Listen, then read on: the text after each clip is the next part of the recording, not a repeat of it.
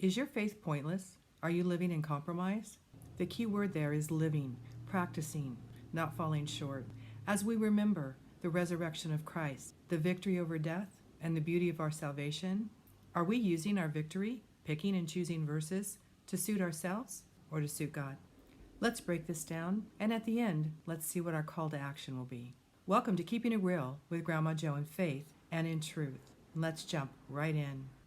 Knowing Scripture and applying it correctly is a total different thing. What did Satan use to tempt Jesus in the wilderness? Scriptures, out of context.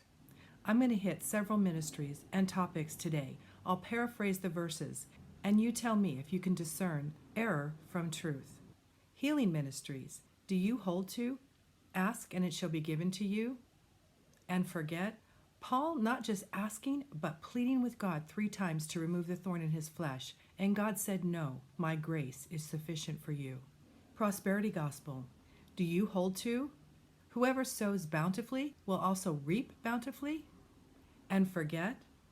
True godliness with contentment is itself great wealth. New Age, Word of Faith, Enlightenment, Deliverance Ministries, name it and claim it. Do you hold to? Anyone who believes in me will do the works that I have been doing, and they will do even greater things than these. And forget? But even if we or an angel from heaven should preach to you a gospel contrary to the one we preach to you, let him be accursed. CRT or social justice. Do you hold to? Seek justice. And forget? Do not prevent justice. Do not show partiality to the poor or favoritism to the great, but judge your neighbor fairly. Do you hold to? An eye for an eye? And forget? Vengeance is mine, and recompense. And recompense means make amends to someone for loss or harm suffered, or to compensate. Sexual identity, sexual freedom, and all the sensuality. Do you hold to? Guess what? On this one, I could not find one verse that supported any of this ideology. I did find one verse. I should not call anyone impure or unclean, which is a misuse of Acts 10:28. Often, they try to discredit truth, and here's what they forget. Having no sense of shame, they live for lustful pleasure and practice every kind of impurity. Now, as all of these relate to children, do you hold to? Let the children come to me, don't stop them.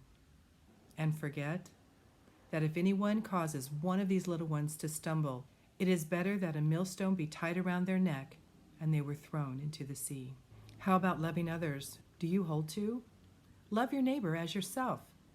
And forget, do not covet your neighbor's wife. Then there's love yourself. Be the best you, boo. Do you hold to? To acquire wisdom is to love yourself. And forget, for men shall be lovers of their own selves, having a form of godliness, but denying the power thereof. From them, turn away. Then there's all the talk about freedom. Do you hold to? Christ has truly set me free. And forget, live as free people, but do not use your freedom as a cover-up for evil. The true victory in all of this is Romans 3:23.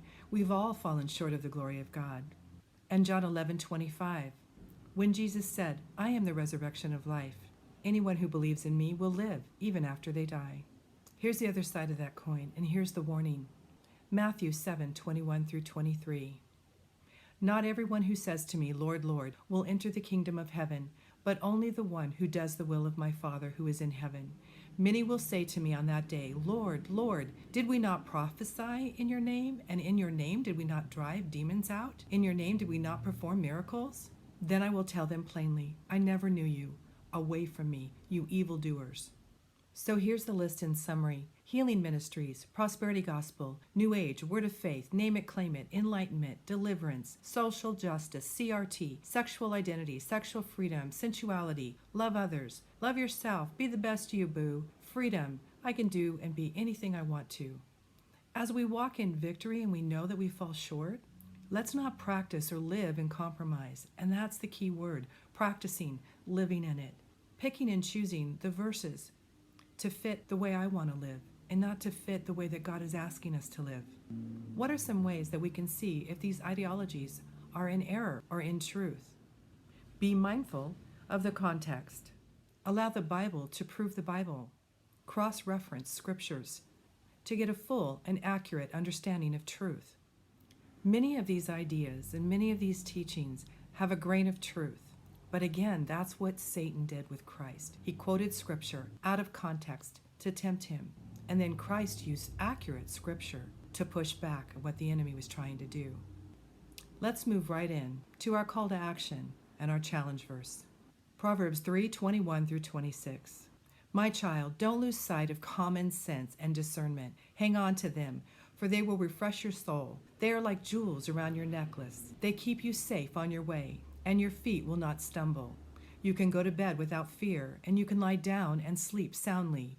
You need not be afraid of sudden disaster or the destruction that comes upon the wicked, for the Lord is your security. He will keep your foot from being caught in a trap. Let's apply all those principles and add a little common sense. Blessings, and God willing, I'll see you next week.